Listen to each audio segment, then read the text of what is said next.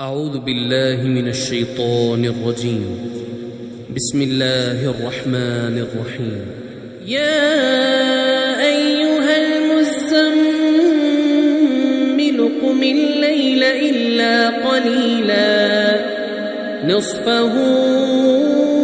أو انقص منه قليلا أو زد عليه ورتل القرآن ترتيلا إنا سنلقي عليك قولا ثقيلا إن ناشئة الليل هي أشد وطئا وأقوم قيلا إن لك في النهار سبحا طويلا واذكر اسم ربك وتبتل إليه تبتيلا رب المشرق والمغرب لا إله إلا هو فاتخذه وكيلا واصبر على ما يقولون واهجرهم هجرا جميلا وذرني والمكذبين أولي النعمة ومهلهم قليلا إن لدينا أنكالا وجحيما وطعاما ذا غصة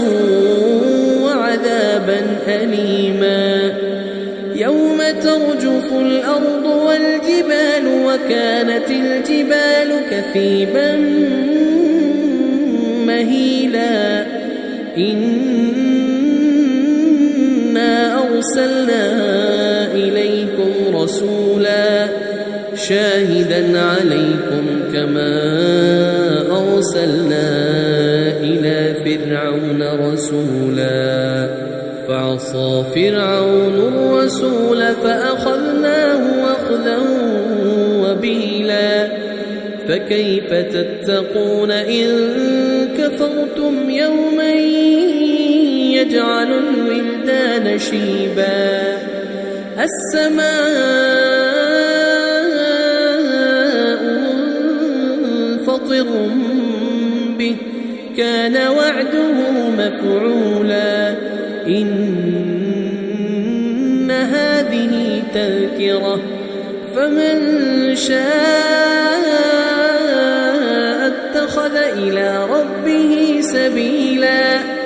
إن ربك يعلم أنك تقوم أدنى من ثلثي الليل ونصفه وثلثه وطائفة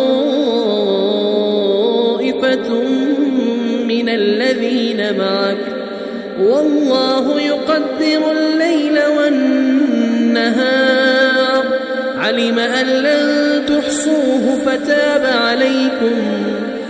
علم أن لن تحصوه فتاب عليكم فاقرؤوا ما تيسر من القرآن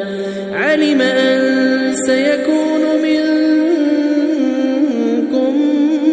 مرضى وآخرون يضربون في الأرض يبتغون من فضل الله وآخرون يقاتلون في سبيل الله فاقرؤوا ما تيسر منه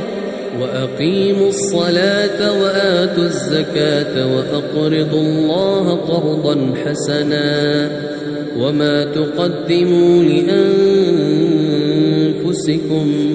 من خير تجدوه عند الله هو خيرا وأعظم أجرا واستغفروا الله